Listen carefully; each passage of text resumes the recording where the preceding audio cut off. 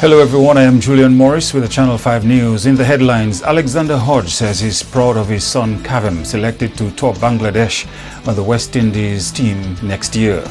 President of Nature Island Riders Club urges bikers to wear protective gear after one police officer dies and the national cricketer sustained severe head injuries over the holidays.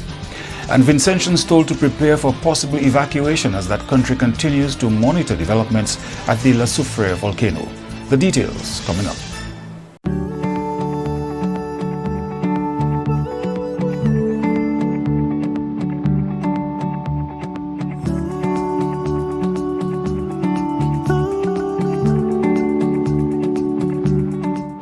We are strong, we are resilient, and we will get through this together. But these are stressful times, and it's important to also practice good self-care. It's normal to feel overwhelmed, anxious, or afraid, but there is hope.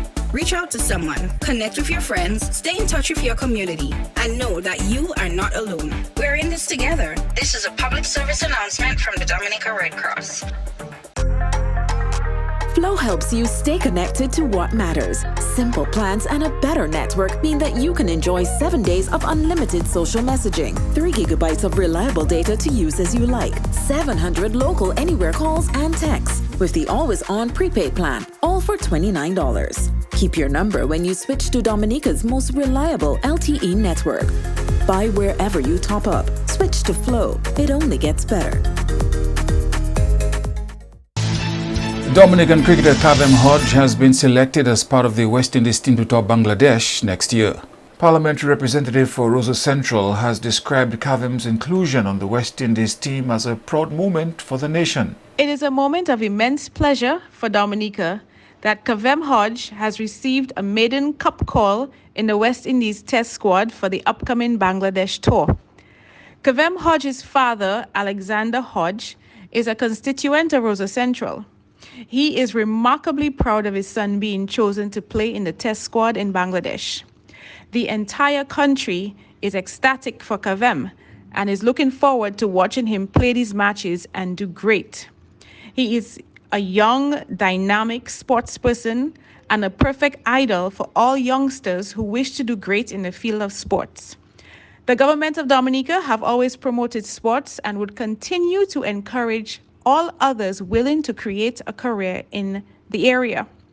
I know that many energetic and passionate sports enthusiasts in the country mostly require some support, and the selection of Kavem Hodge is acting as a support that other youngsters need to follow their dream. Sports and fitness are significant to keep the citizens healthy. Fitness is not just a word. It's a necessity for a healthy lifestyle. And I feel we should all engage in activities like this and make healthy choices for ourselves. Meantime, the father of the West Indies cricketer Kavem Hodge, Alexander Hodge, says he's a proud father and with very good reason. As we mentioned earlier, Alexander's son Kavem will be touring Bangladesh with the West Indies cricket team from February next year. Mr. Hodge says it's been a long, hard journey to this point in his son's cricketing career. Kavem, I know he's going to step up to the plate and what he has to do, like he knows how to. Yeah. Do you have other great cricketers in the family, or Kavem is the first one to excel like that? Well, we don't, but I am, how should I say it? My background was more athletics and football. Well, a lot of people in this generation would know I am. My first, well, I went to the St. Mary's Academy. I played football there. Then later down, I played with after the Grammar Academy was formed. I played there for a while, and then I played with Kensborough at the intermediate level. And in terms of where the talent, Kavem developed his talent from a very early age. And what I know he took from me was my work ethics, because I was an athlete. I ran the 100 and 200 meters at St. Mary's Academy under the tutelage of Mr. Dave Cottingham and Sir Oliver Hodge. That is where I really learned how to in terms of working hard to get where you need to be. And I believe that's what Kevin took from me in terms of my work ethics and getting myself prepared for the big times. Yeah. Have you all spoken since the announcement of the fact that he will be touring Bangladesh next year? Have you all spoken? Yes, we did. Almost on a daily basis I speak with Kevin, and his mom also gives him guidance too. And well, in terms of his personality, he has somewhat took that mild and that sort of the should I say it, the respectable personality from his mom, because his mom is a very gentle person, you know. So he took that part from his mom, but he would have the work, the stick to itiveness and the willing to win. I know for sure, you know. I will never ever, or I never ever had the talent that Kevin had, but I know he's going to do well. Mr. Hodge says he is looking forward to next year when his son tours Bangladesh as part of the West Indies team. He says he is grateful to all those who played a role in grooming his son for this moment. I'm going way back as far as his school at where he went to school at Northeastern Comprehensive. I think his school, Mr. Alvin Abraham, I believe, was his first coach, and from there it came down. I think he was spotted between Mr. Richard Later, at that time he was in the Cavalier setup, and Mr. Trevor Shillingford. People like Thomas Kentish played a part, helped groom him. And the Cavaliers family basically took over, mentored him. Well, I must say in my absence, because I was out for a while. I was out of state for a while. And they groomed him up to the point of where he has gotten today. Special mention, of course, has to go to three people. Mr. Jeff Pierre, basically, well, I can officially say as Kevin's agent, deal with all his logistics. He has what he needs to do, what he needs not to do, go there, get this, get that. Mr. Tom Lafont and Mr. Gifford Walsh also made their souls rest in peace. They have to be smiling now, because those are the two people who basically guided. Well, let me add Mr. and Mrs. Tom Lafont and Mr. and Mrs. Walsh. Those are the people who basically mentored and guided Kevin and brought him up to, you know, in terms of what should be done, how it should be done, and so on. And I came back to Dominica, and I stepped in immediately, and I played my part as a former sportsman. I sat with him and I spoke with him, and I took him through the different complications, of the game and what should be done and how he should remain disciplined in his work ethic and so on. More from Alexander Hodge on his son joining the West Indies tour of Bangladesh in our next newscast. President of the Nature Island Riders Club is appealing to bikers who have not thought seriously about wearing safety gear, including helmets, to consider making it a habit. Channel 5 News spoke with Carlos Charles against the background of some serious recent bike accidents, which in some cases have claimed the lives of the riders. It's not a matter of guys not being professional. I think it's more lapse of judgment. And well, from our standpoint, from the bike club, we try and enforce among ourselves a helmet code, at least for the protective gear. So guys who are part of our club, you will notice that they, by and large, wear their gear. You will see we go into Portsmouth and everybody has their helmet. There are times that there are slip-ups, but we try and encourage everyone in our club to wear their gear. In Dominica, with the past couple incidents, it's a cause for concern, not just for us, but it's for the authorities as well.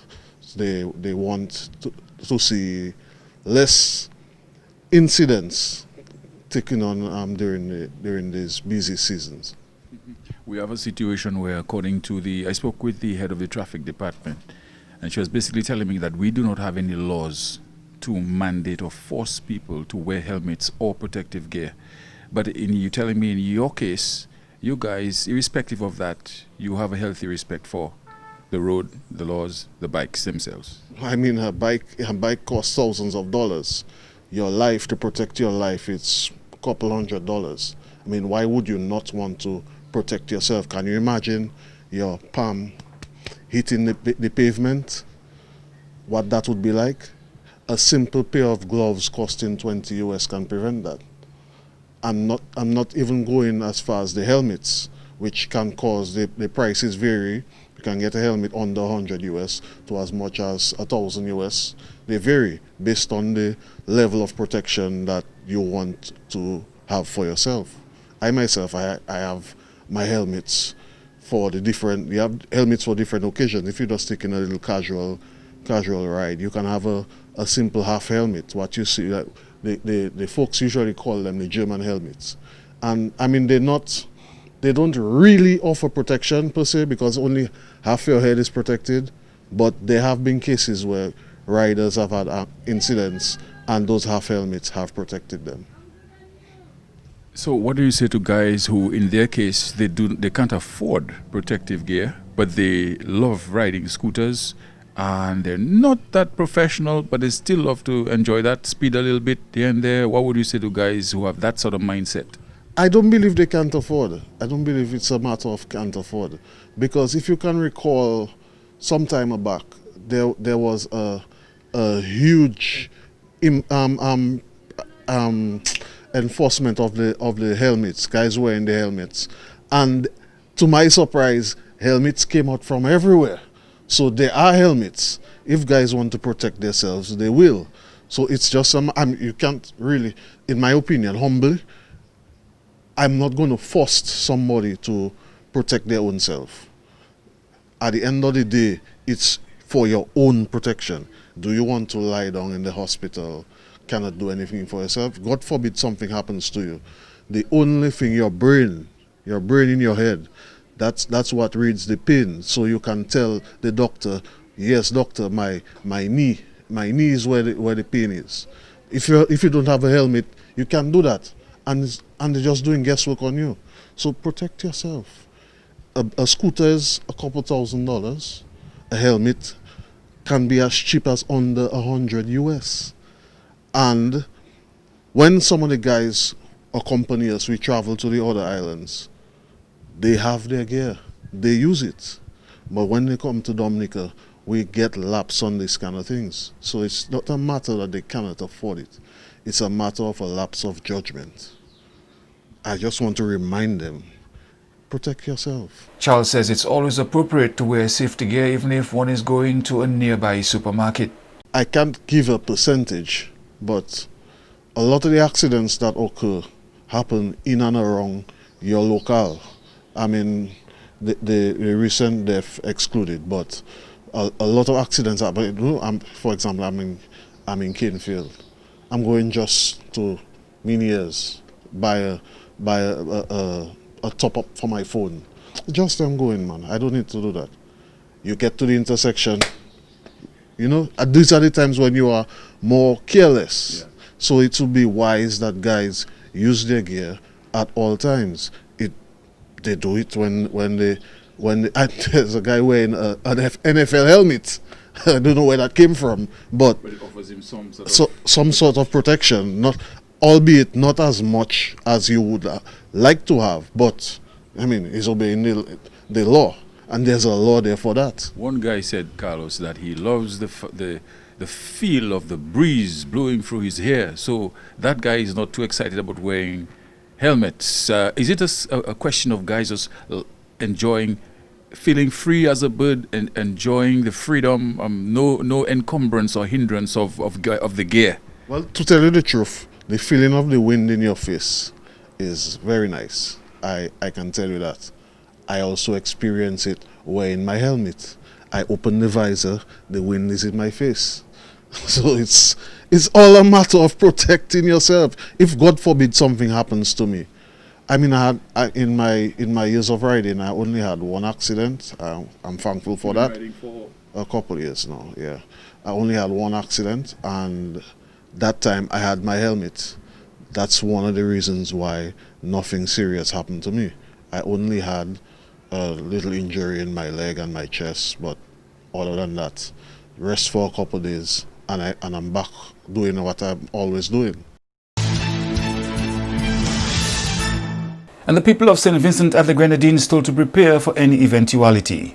The warning follows what the scientists call an effusive eruption at the La Soufrière volcano, similar to what happened in 1971-72. In an effusive eruption, you have lava steadily flowing out of the volcano into the ground. In an explosive eruption, however, magma or molted or melted rocks are violently expelled from a volcano. Prime Minister Dr. Ralph Gonsalves held an emergency media briefing on Tuesday. And then on the 16th of December, the visual observations conducted by our own Soufrière monitoring unit suggested that there were marginal changes in the small lake occupying the eastern crater floor and fumarolic activity, heat and gas. You heard that also from the Seismic Research Center. On December the 28th, as you would have heard them say, routine observations made by NASA for hotspots across the globe indicated a hotspot within the crater of La Soufrière.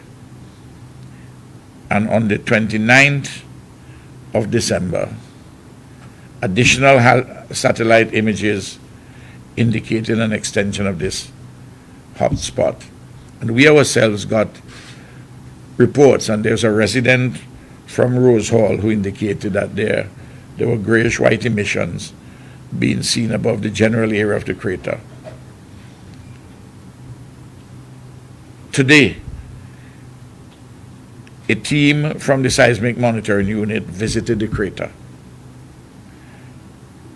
and they reported the presence of a satellite dome on the southeast of the existing dome, and you saw that on the image.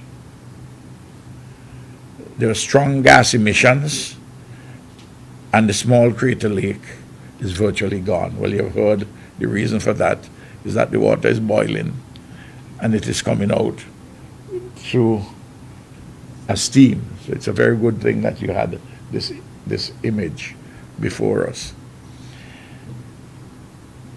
And what we have had today is an effusive eruption, an oozing eruption.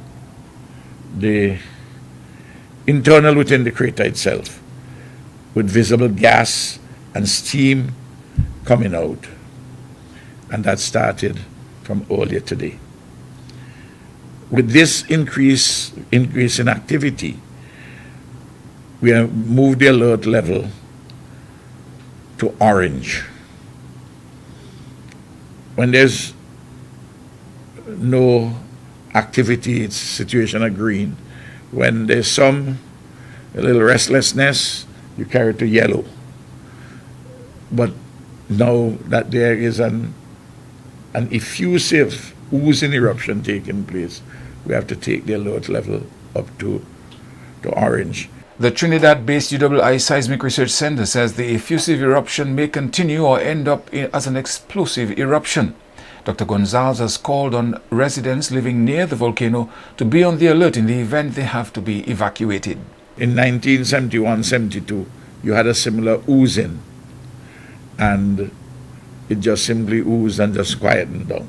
Until, of course, in 1979, you had a Big Bang eruption. As Dr. Robertson says, the good thing is if it just simply oozes. In other words, let off its steam now within the crater itself. Now, all the residents in the areas, in the communities between Fancy to Georgetown and from North Leeward and the North Leeward area from Belial upwards, you have to be on alert, especially. And at relatively short notice, you may get an order to evacuate if in fact we have the scientific information that an explosive eruption will be occurring, or at least the likelihood of it. So you have to be on your alert. It's very important that we get that in our minds, particularly persons who are from Fancy to Georgetown, which includes Montgomery Daniel, where my house is in Goss. I'm at the border, just below, and those in North Leeward from Belial going up northwest. The University of the West Indies Seismic Research Center said the fresh magma has made a way to the surface of the crater without associated volcanic earthquakes typically found in the Lesser Antilles. The UWI Seismic Research Center and NEMO, St. Vincent and the Grenadines are continuing to monitor the event. The public is advised not to visit the volcano at this time. You are watching Channel 5 News. Coming up, looking forward to 2021 with optimism in light of COVID-19 vaccines. A new in-home experience is here. All your services bundled into one simple plan. Faster, more reliable Wi-Fi so that you can binge, play, and stream uninterrupted. Unlimited flow local landline minutes mean you can talk and talk and talk. Plus the best in TV entertainment with over 120 channels and 29 in HD, all for $160 a month with the new all-in bundle. With Flow, it only gets better. We are strong, we are resilient, and we will get through this together. But these are stressful times, and it's important to also practice good self-care. It's normal to feel overwhelmed, anxious, or afraid, but there is hope. Reach out to someone, connect with your friends, stay in touch with your community, and know that you are not alone. We're in this together. This is a public service announcement from the Dominica Red Cross.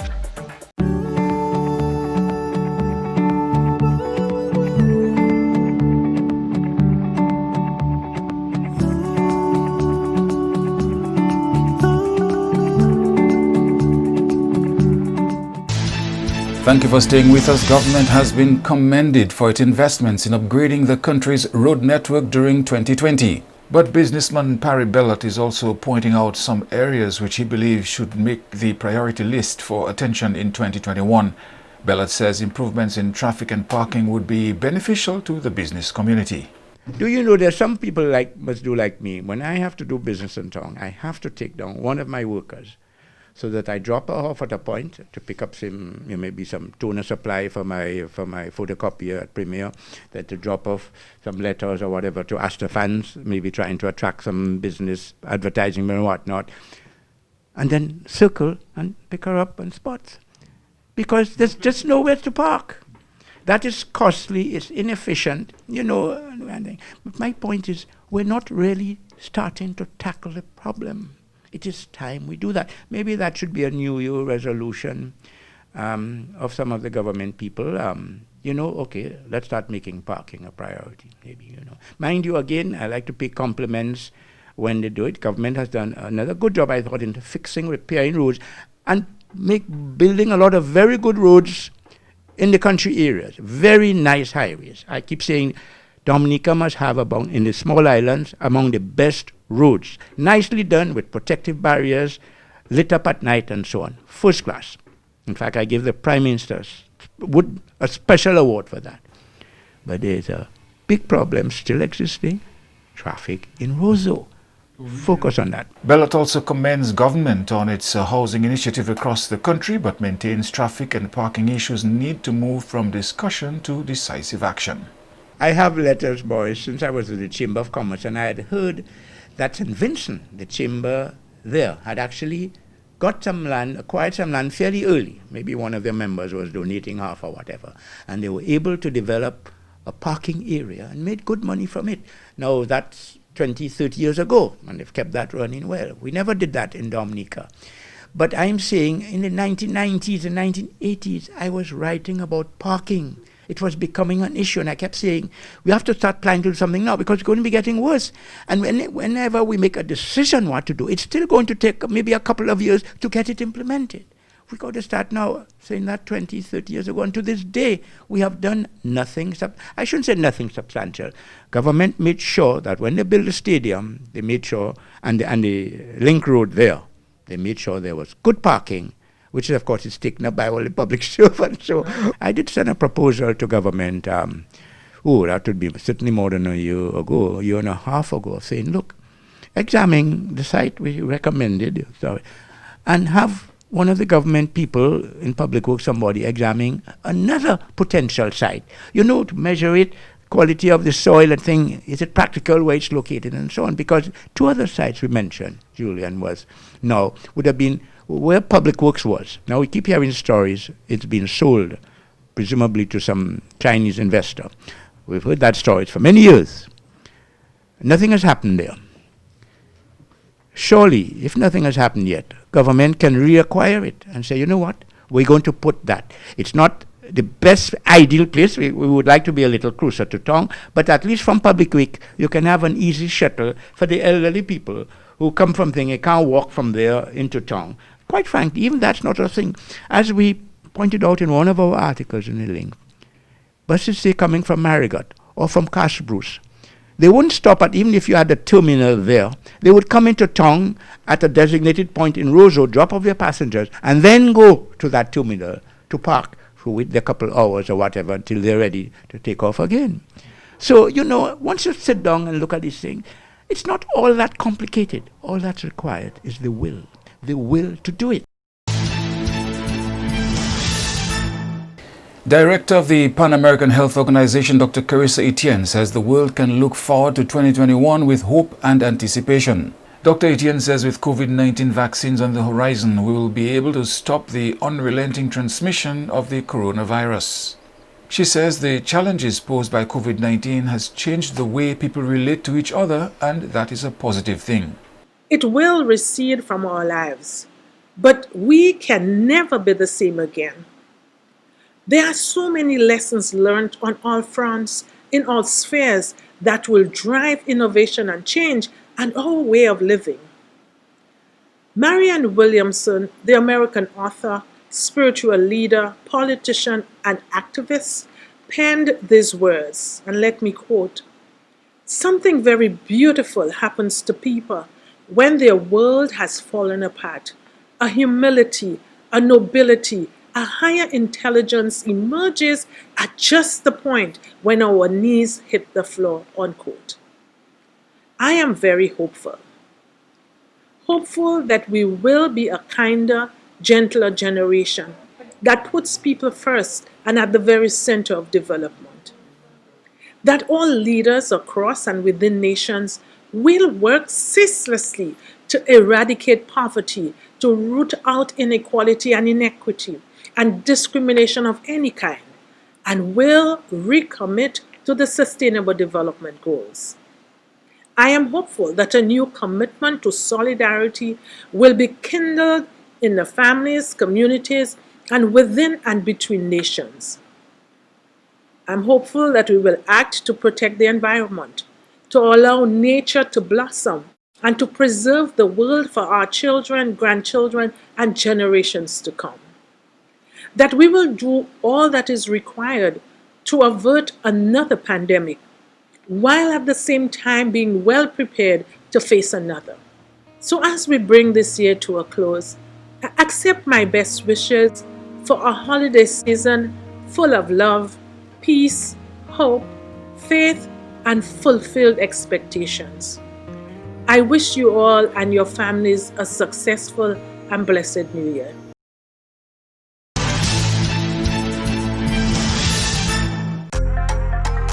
Flow helps you stay connected to what matters. Simple plans and a better network mean that you can enjoy 7 days of unlimited social messaging, 3 gigabytes of reliable data to use as you like, 700 local anywhere calls and texts with the always-on prepaid plan, all for $29. Keep your number when you switch to Dominica's most reliable LTE network. Buy wherever you top up. Switch to Flow. It only gets better.